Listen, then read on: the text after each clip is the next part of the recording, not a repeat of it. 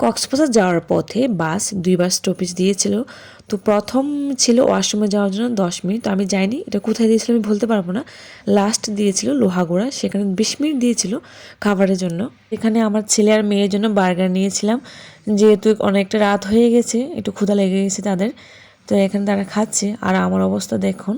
আমি এসি বাসে উঠতে পারি না, উঠলে আমার শরীর কেমন জানি করে গা গুলাতে থাকে, আর মাথা জানি কেমন করে। আমার চেহারা দেখুন কি অবস্থা হয়েছে। আমি কিছুই খাইনি, একটু ফ্রেশ হয়ে নিয়েছি।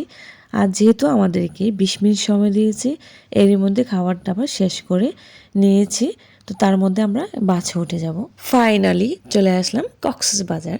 তো তখন বাজে সকাল 6:30। আমরা নেমেছি হচ্ছে সুগন্ধা বিচের পয়েন্টে।